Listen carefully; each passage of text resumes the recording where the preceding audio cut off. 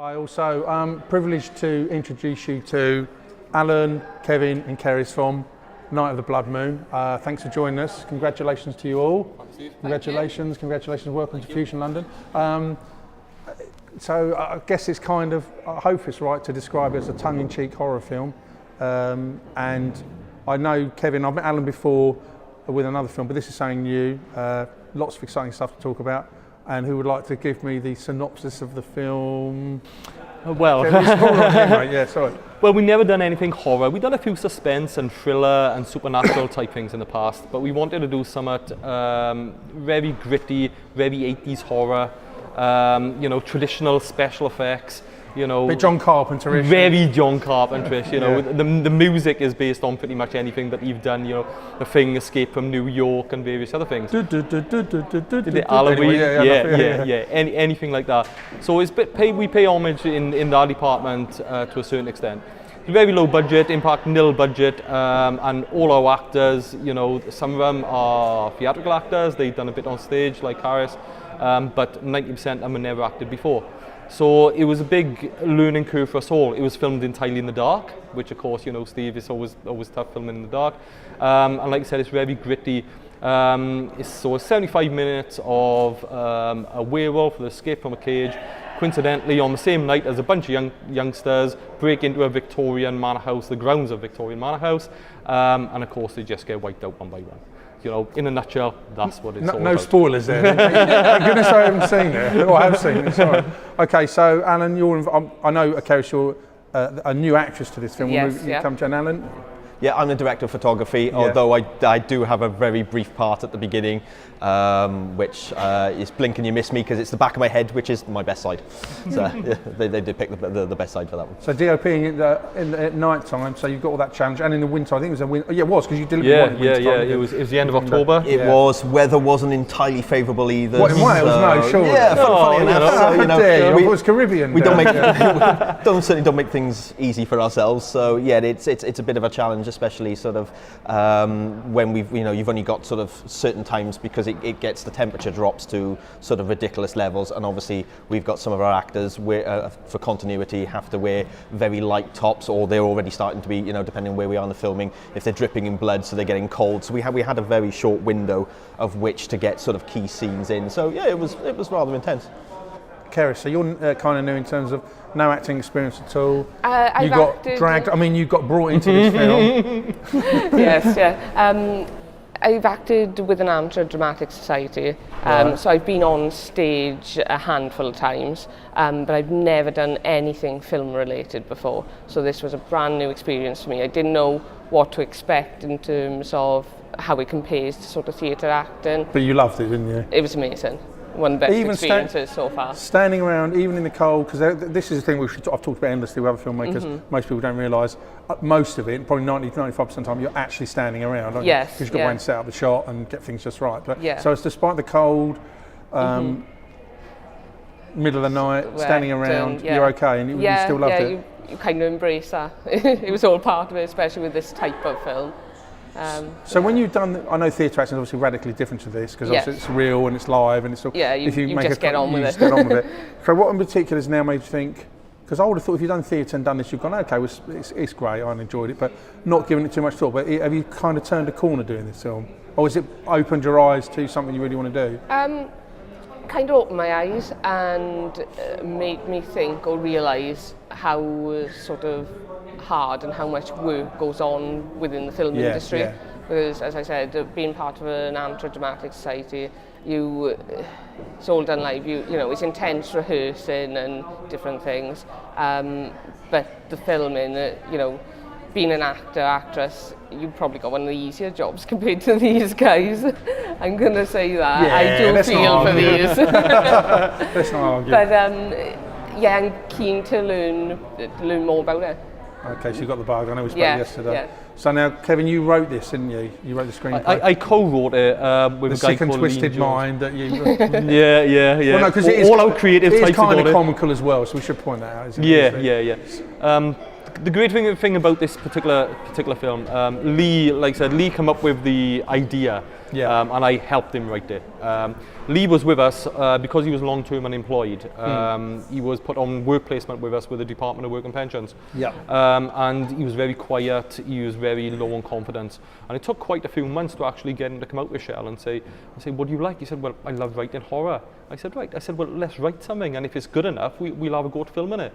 So from that day, Lee came out with Shell, we wrote it together, we spent months actually refining it. And then I turned to Lee and I said, Lee, well, why don't you be the main wolf guy? And he's a bit, I don't know if I can do it, But like I said, one of the most positive things that come out of the film is that his confidence built up and up and up and up. And despite him being long-term unemployed by the time he come to us, I'd like to think that his involvement in the film led to his confidence building up enough, and then he got a full-time job once he left us. But for him, he said it was a dream come true, and for him to actually be part of the writing team and be part of the acting team, you know what I mean, is phenomenal. And of course, being a small group of youngsters, like Lee, like Josh on the end, who was in one of our courses, many years back. And she looks recognisable. She looks a bit dodgy, to be honest with you. And Iwan as well. Iwan, he's one of our younger members, and of course he'll be here on Saturday because he's been nominated for Best Supporting Actor. All this is new to him as well. And he's, the entire film festival getting the nominated boosted the youngsters' confidence so much. Do you know what I mean? That's I think is one of the biggest positive things that have come out of all this. No, so it's really good. And as I said, we've met before with another film, but. So this story, we'll just go back to this. I know he was brought into it, but again, someone's got to come up with the actual idea. That was his, not yours. It was kind of a joint thing, like when he said what type of horror do you want to make, and we talked about all these different characters like vampires, werewolves, and everything. Yeah. And I can't remember who probably come up with it. It's probably Lee who come up with the werewolf idea. And then as time progressed, we can see he actually suits the part perfectly. It doesn't look like that in real life, or does it? Well, no, his teeth is a lot better. His teeth is a lot better. But apart from that, no, he looks the same. So what I know. We talked about it shot in October. How long did it take from the first shot to the end of the post? I think it's about to the end of the post. Yeah. The filming was around about 3 weeks. Right. We crammed it all in the evenings. Like myself, Carys and Alan, we work full time, so this was done as an after work activity, so to speak. We was on and off with the edit. One of our colleagues, Richard, he's a fabulous editor. In fact, he come down for the awards 2 years back with us. We dipped in and out, so it probably took around about 4 to 5 months to actually put together. So that's still quite quick for a feature, isn't it? To be fair. Now, I know this is about the film, but I'm going to have to ask you about a couple of things. One of which is, can you let us know what it is you do with your company, your studio?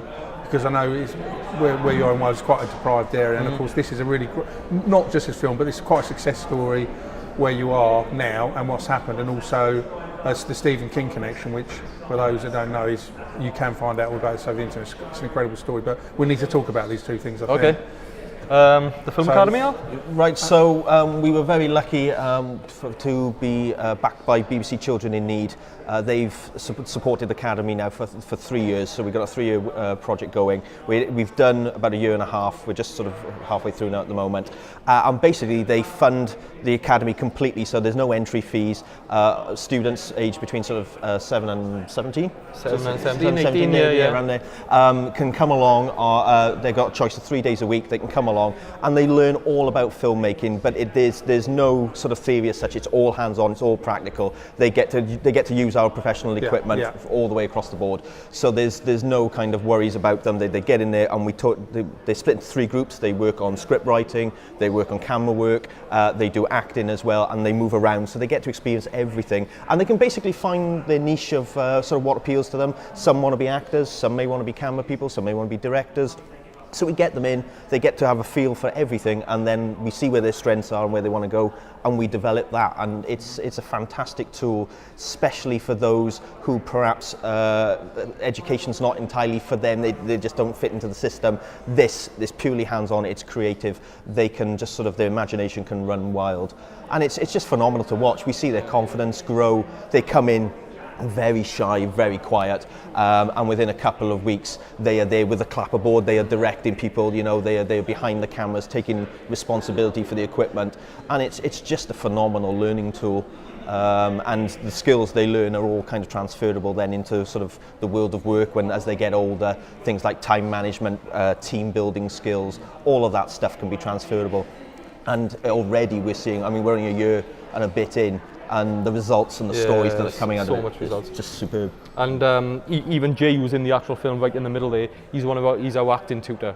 So, you know, the kids will look up to him because he's actually been in films in the past. I think he's the only one with a little bit of on-screen experience. Not anymore. Not anymore, no. But like Alan said, our youngsters, because it's a deprived area, you know, I mean, they couldn't afford, you know, 80, 90, £100 a month to actually go to like film academies or film schools, perhaps in Cardiff or Newport or that area. So, you know, it's all free from the awards nights we do have, is all free from. All the awards or trips or anything is all free. Do you know what I mean? So they come in, and we want to try to bridge that gap, which I think is expanding, in my opinion, where the arts can be pretty much exclusive now for perhaps high-income families, high-income working families. Our academy is open to all, so, you know, we got a lot of youngsters who would come in who's perhaps from single-family parents, or their parents perhaps have been who haven't been in work for quite a while, so they haven't got to worry about the financial restrictions to come into a place and learn about media, which I think is very important. And the Stephen King connection?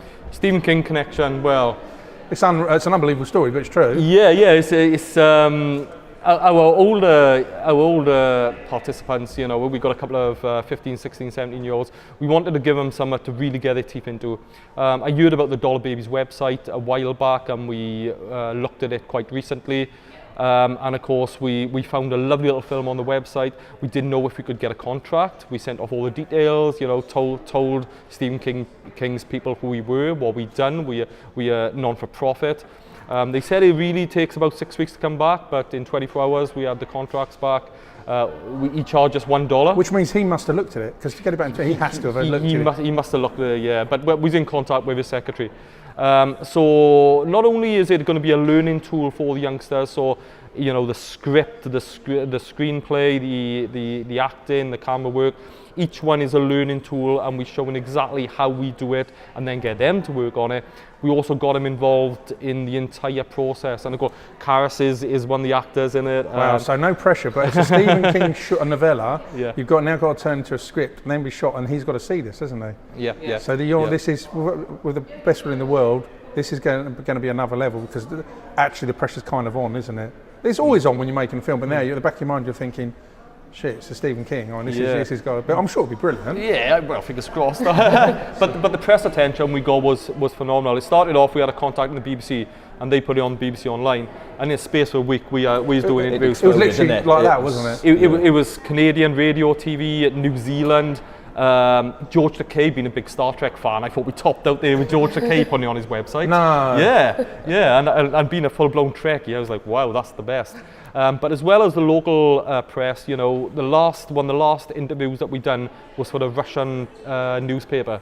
Do you know what I mean? So to see Blind and Gwen Film Academy and our town Tredegar being, you know, talked about and put in the press across the world is a really big deal for us. You even made it to The Guardian. Yeah, I made it The Guardian, the Metro, you know, I think. But also, for our youngsters who's working on it, when they're looking for future employment, and perhaps they go through CVs and go, hang on, you know, Alfie and Carys have actually worked on this screenplay. Hopefully they'll go on their CVs, which will future employers will look, that stands out a bit. Like, oh, by the way, Carys is our 14-year-old. Carys is our actor. Yeah, right. We got a young lady called Carys who's actually doing the right thing as well. So you know, it's a great boost, not just for the confidence of our youngsters, but hopefully to give their lives a better, you know, future prospect. No, fantastic. And honestly, best of luck to all of you. Thank Wonderful. You, Steve, appreciate that. And then, you know, I love meeting you all. Really great. And yeah, we spoke off camera, but you know, I'm really pleased with you guys. It's a real success story, not just because of this, but I know the journey you've been on. But that's a massive coup. So really proud of you. Well done.